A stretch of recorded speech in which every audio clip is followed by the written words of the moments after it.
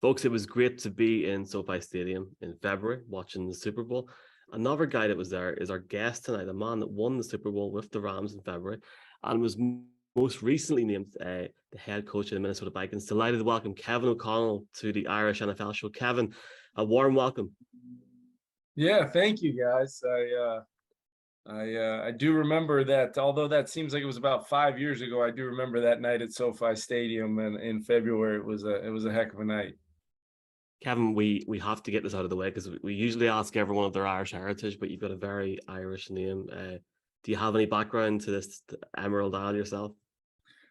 You know what? I should have brought one up. We're back in California right now visiting my mom and dad, and in my parents' house we have our Irish shield with our name on it that we actually my parents got years ago when they were visiting there. I have never been, but absolutely on my on my bucket list of getting over there. I do play a little golf. No better place to go do that than over in where the game was invented. I've heard before. So my game, unfortunately, is not ready to be unveiled to the ancestors of our game. I got a lot of work to do, but when it is, I promise, fellas, I'll be coming out there. I'll probably wait till my kids get a little older so they can experience it as well. Yeah, appreciate you guys having me on, and it's good to hear those accents. Well, we would love to welcome you to this little green island. And it was during the lead up to the Super Bowl that we learned about Sean McVay's Irish heritage. He told us about his middle name being Patrick. But we're honored to have you on the show, Kevin. And I suppose, you graduated San Diego State, degree in political science. You were a 4-year captain there. You played as a QB in the league. I'm just wondering, when did your desire to coach emerge? Was that something that was always there, or did that develop as you went through your career? Yeah, it was something that I think in the back of my mind, it's always something I thought about because I was able to be around some great coaches myself, as a player, and even long before I ever got to the NFL. You mentioned San Diego State.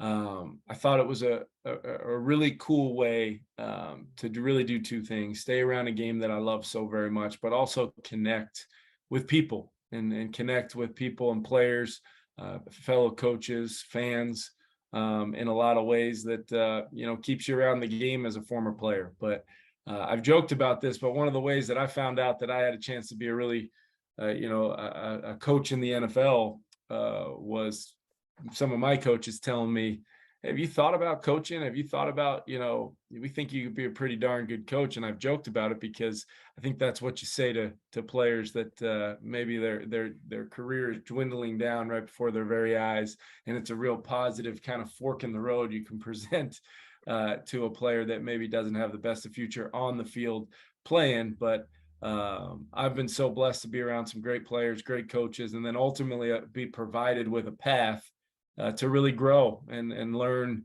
what my football philosophy is, and feel really comfortable standing in front of my team now, presenting that on a daily basis because I believe in it, and it's a credit to all of the influencers that I've been around. And just to piggyback a little bit on that, Kevin, just can I take you back to your introductory press conference with the Rams, and Sean McVay kind of praised your big picture perspective alongside your charisma and your presence as well. But can you talk a little bit, because you mentioned it there, about your coaching philosophy?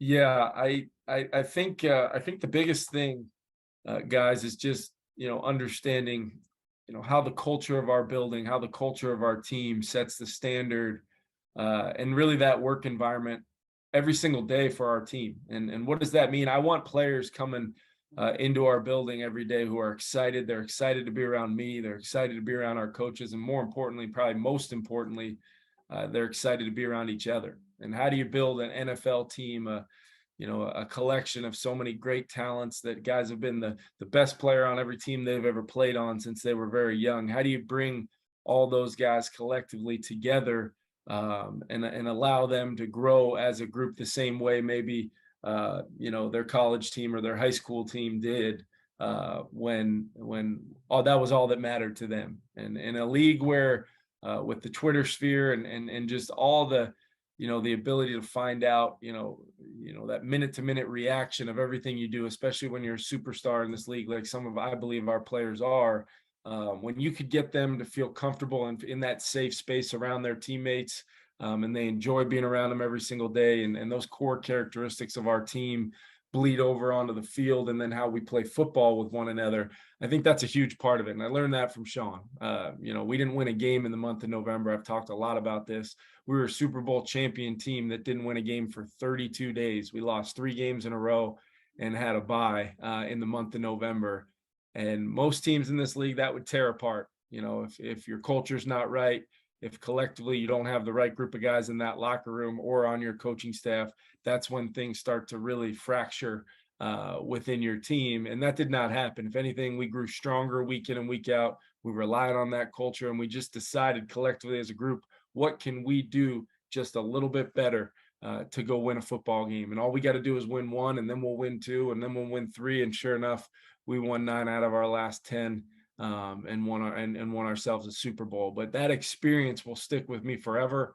And I think it's a valuable lesson for our team in Minnesota to understand we can overcome adversity, but we're going to be able to do it that much easier if we do it together from the right foundation of who we are and what we are as a football team. Kevin, Kyle Shanahan, Matt LaFleur, Brandon Staley, Zach Taylor, all coaches that have all been, I suppose, linked to McVay's coaching tree. And I suppose from your point of view, the likelihood is you'll be associated to that now, having worked so closely with him. Can you talk to us about your relationship with him over the past 2 years, and has he helped you in any way in terms of transitioning to the head coaching world? Yeah, absolutely. It's funny. I was actually with Brandon Staley yesterday. Our families kind of became very close when we were playing together. We're coaching together in LA, so we're always, using this time in the off season to reconnect. And we were just talking about Sean and just, although my relationship goes back much further, I've known Sean since, my first year coaching in Cleveland. I got introduced to him when he was the tight ends coach in Washington at the time. But what I will say about Sean is what Brandon and I were talking about yesterday. He ultimately cares about people. He's got great parents. He's got a great family. He's learned that people are what define you, and really what you win with is your people. He uses this phrase, we compete with our schemes, but we win with our people. And he genuinely believes it. And those that play for him and coach for him, you learn to believe it too, because you've seen it. The proof is in what's happened on the field for that organization over the last 5 or 6 years. And obviously he deserves so much, of that credit for building that there. But he's become a huge influence for me. He's one of my close friends in this league.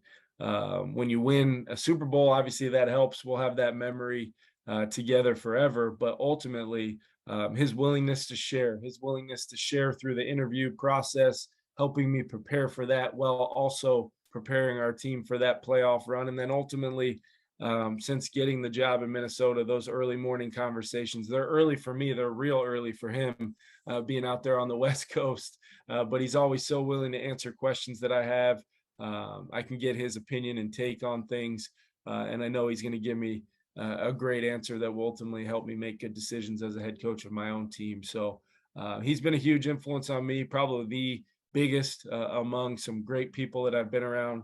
But I never took one day for granted getting to work side by side with Sean. There's some fantastic offensive talent, Kevin, as well. And can you maybe talk to us a bit about Cooper Kupp and what you saw over the past few years leading to that Triple Crown last season? And looking at that Vikings scope, you've got some fantastic offensive talent, and even to name one, Justin Jefferson, and there's serious potential there this season as well. Absolutely. First off, with Cooper, it's just hard to really put into words just how good of a football player he is. I mean, everybody sees the catches, the yards, the touchdowns, and ultimately that's what defines the receiver position in our league. But what people don't see all the time are the little things that he does, the way he blocks in the run game, the way he picks up a teammate after another guy makes a big play, the way he throws a block to spring a Odell loose on a catch and run, whatever it was, Cooper Kupp did it for our football team. And I can't tell you how many times it was special walking in that quarterback meeting room, 6 a.m. every single day, 6:15, whatever it was, And yeah, Matthew Stafford was in there every single day working to help us win a Super Bowl. But you know who else was with him every single day? Was Cooper Kupp. And watching those guys work side by side for that whole season, lean on each other. And then ultimately, as a football team, we leaned on those two to ultimately get it done, in that game to beat the Bengals. They did some really good things defensively to kind of take some things away. We lost Odell to injury. We were playing with some really young guys around Matthew and Cooper and really rode those guys to that Super Bowl. Fast forward to Minnesota. One of the huge reasons why I was so dang excited to get an opportunity to interview for that job and for the job I have now, in addition to having great ownership, great fans, and a really great football culture in the Twin Cities, was our team and our players. And some of those skill players you talk about, really at every area of our offense, whether it's our receivers with, led by Justin and Adam and KJ and the rest of a really talented young group. We feel really good about Irv Smith at the tight end position, Dalvin Cook and Alex Madison, the rest of our running backs group. I feel like by the position, not only do we have marquee players that we can really foundationally build around, I do feel like we've got depth at those positions to try to really build a complete team, a complete offense. Our offensive line's really coming together to play football the way we really want to play. We want to protect our quarterback. We want to be able to run the football and really give Dalvin a chance to impact the game and Alex a chance to impact the game, and then ultimately allow all of that to set up the playmaking ability of our receivers outside. And we're really, really lucky to have those guys. Speaking of our quarterback, Kirk's been phenomenal. Obviously, I had a relationship with him before, during that 1 year I was with him in Washington, but I know the skill set. I know his ability as a passer. What's been really cool is seeing how his experiences since him and I have been around each other 4 or 5 years ago, how it's really helped him grow and develop as a person, as a leader, and ultimately what's going to make him the quarterback that he is for us. And I'm excited to get back going with him this training camp. Nothing I love more than spending time around those quarterbacks. And I suppose kind of on that, Kevin, you have worked with some great QBs. You've been a QB in the league yourself. What is it that makes a QB special? What is that allows them to perform at that elite level? Yeah, I think that's a great question. I think it's one that if all 32 teams had the exact answer, I think our league would be even more competitive than it probably already is. Maybe the most competitive league in sports. But the quarterback position is the hardest position in sports, in my opinion. It's the most dynamic, changing, evolving thing where doing your job directly impacts really not only the other 10 guys on the field with you, but the other 11 on the other side of the field as well, that's trying to do everything in their power to make your job as difficult as they possibly can. So what can you do as a quarterback? A lot of it, these quarterback gurus out there can talk a lot about different things, but a lot of it comes from natural skill set, the ability to be naturally accurate throwing the football. And what does that mean? That means that when you pick up a ball, and I speak from experience on this, of not being the most naturally accurate passer that I wish I was more of. But when you pick up a football, it just makes sense to you to throw it wherever you want, put it in tight windows, and not have to think about it, not have to think about how you're going to do it. It just naturally happens. Now you can ultimately work to slightly improve and modify your game, much like a golfer, altering technique slightly to help be more accurate with a tee shot, or helping them putt on the putting green, whatever it may be. But quarterbacks can change, but normally the guys that ultimately change and get to become elite are guys that had pretty special skill sets to start throwing the football. Then you open a whole can of the intangible things like toughness, the ability to process, very large amounts of information in a very quick amount of time. Those guys are elite thinkers, elite processors thrown in to create problems for a defense playing off schedule. There's the veteran like Tom Brady who pairs a whole bunch of experience and that supercomputer in his mind to be maybe the best to ever play the game. But I'm excited about our quarterback, Kirk. I really am. And I'm excited about watching his game go hopefully to the next level in his career as he continues to progress. And just, I suppose, we're thousands of miles away, but we love the sport. We love America's game. And we watch, we're all familiar with the clips. Mahomes against the 49ers, and he's talking to Andy Reid about what he wants, or Foles against the Patriots and the Philly special. And we, as Michael said, we were there in SoFi. I'm thinking about, the no-look pass and cup on the crosser. Was that something that had been, worked in training in the lead up to it, or was that something that Matthew kind of said, I want to make this happen? Well, really what was going on in that game, it actually culminated in a lot of different things with how Matthew handled that play in conjunction with the rest of that long drive we went on to retake the lead. But once we lost Odell, every single third down of that game, Cooper Kupp there was a legitimate double on Cooper, not a a double team where you're like, oh, there's kind of some people floating around, maybe that guy's helping. There was two human beings covering Cooper wherever he went on third down, those known passing downs.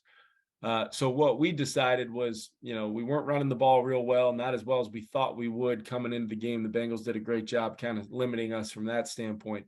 We really figured out that we had to throw the football on first and second down, and kind of really figure out how to activate Cooper when they weren't playing man coverage on those early downs. So when you go back and look at it, a lot of it was just about trying to find voids and vacancies in their zone coverages that were really built in a lot of ways to stop the run.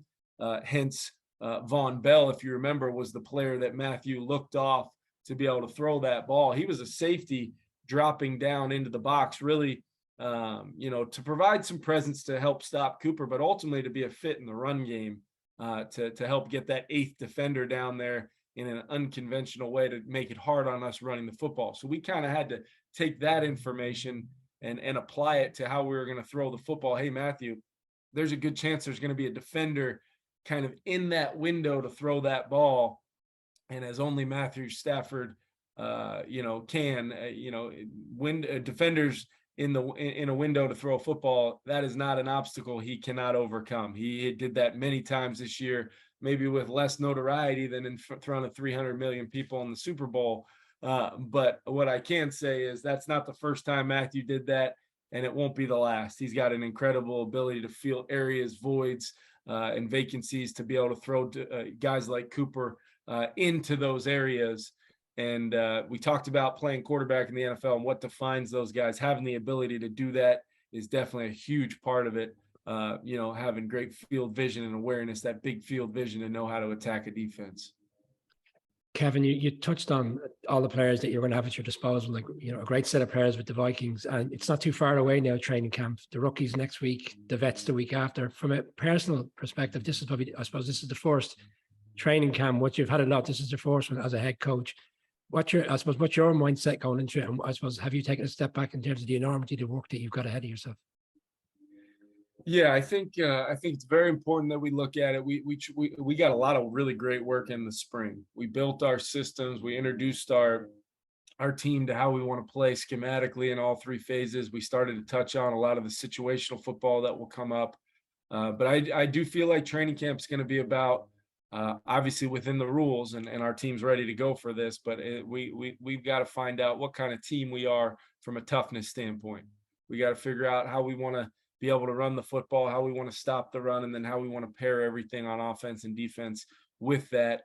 I want to create a competitive, environment for our team that's not combative, that we understand ultimately that, we're all Minnesota Vikings in the end, and we're all going to do whatever we're going to do this year as a football team together. We're going to do it, alongside the guys we're going to be competing with in training camp to help improve our team and be the best versions of ourselves for this season. And then ultimately we're going to have some opportunities with those preseason games.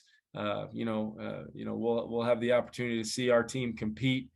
Who's going to make our team will be determined a lot out of those games. And then the practices, joint practices against the 49ers, no better team to figure out where you're at from a toughness and in the run game and trying to stop the run than bringing those guys to town and having two really great days of work leading into a preseason game. So training camp's going to be huge for us. We're not going to get ahead of ourselves. We're going to treat every day as an important aspect of building our team, because it's really not that much time when you peel back the layers and look at the time on the grass you actually get. Got a very, very quick fire final round, Kevin. I'll very quickly start it off. The Vikings do a lot of work outside of America. We had a lad from Northern Ireland. That's a 5th round pick called Adam, I think. So shout out to him.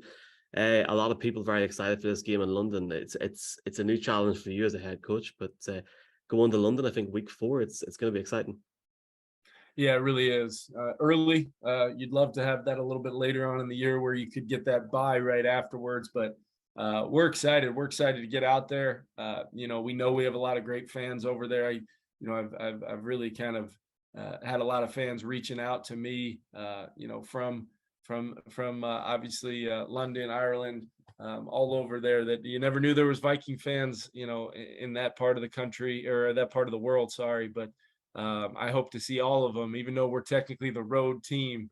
I hope we see a lot of purple in the stands there at Tottenham, and try to give ourselves an extra home game, even though we're technically, like I said, considered a neutral site kind of road team for that game. But we'll be excited to get out there. A lot of work to be done before we do that. But I know our team's done great things over there. I think have won, all 3 times they went over there, they've won those football games. So let's keep that going.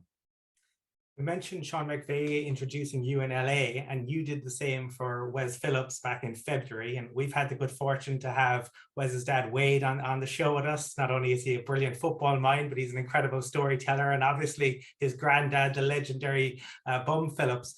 Can you talk to us, Kevin, a little bit about, Wes and what he'll bring to the OC role? Yeah, I think it's very important as the head coach, when you're going to call plays, to have an extension of yourself, at that, offensive coordinator position. I felt like I was that for Sean. I really grew into a role last year where I felt like I was actually, year 1 with COVID and everything going on. I remember looking back after the season and feeling like I could have done a better job for Sean. And I told him that. And so going into 2021, there was a lot of emphasis on me really taking an assertive role in our offense and helping build it. And I felt like I was able to help Sean in ways that helped us ultimately be a better football team. And I've really challenged Wes to do the same thing for us. Wes is very smart. He's got great experience with, obviously, multiple aspects of the offensive side of the football, from coaching different positions and having a background there.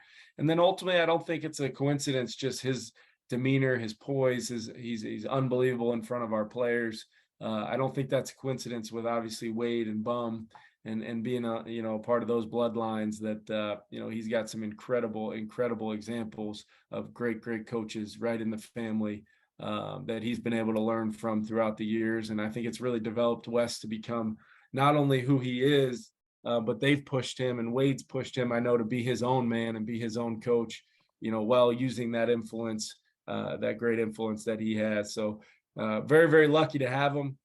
Very lucky to actually get him out of LA to come join us and have him be excited to be a part of it. He was huge for me this spring, and I can only imagine how big he'll be for us this year. Kevin, you obviously many a successful team when the GM and the head coaches joined to the hip, and every year there's a transition for many a team with new GMs and head coaches. You're obviously in the same situation this year. Can you talk about your initial period with the new GM and the relationship in which you've built up together? Yeah. We've known each other for a few years. Actually back to San Francisco in 2016. We both had like kind of smaller roles and really weren't, tasked with interacting with each other a whole heck of a lot, but we still found a way to do it. I had a lot of respect for him and just kind of wanted to learn his background, and vice versa he did with me. And so we hit the ground running. I feel like we built a football team we can, we're really proud of, and we feel gives us a real chance to compete this year, while also having a mindset, on what we're trying to build and sustain, more importantly, hopefully for the long haul here. But he's done a great job, his staff, a lot of the existing folks that were in the building already. Our ownership has provided us and everybody working there, in Egan with the resources and the opportunities we need to do our jobs to the best of our abilities, and getting to work alongside Kwesi. I'll tell you what, there's not anybody else in this league that I'd rather be working with side by side every day. than him, and I just can't wait to get back going and get to work. It's an exciting time in Minnesota, Kevin, and look, I think it says a lot about the organization, yourself, and the people behind it. It's a few weeks out from training camp, and the amount of time and detail you've given us, we massively appreciate it, and want to wish you the very, very best of luck, not just this season, but I'm sure for many seasons to come, and hopefully chat very soon. Yeah, thanks, guys. Appreciate you very much.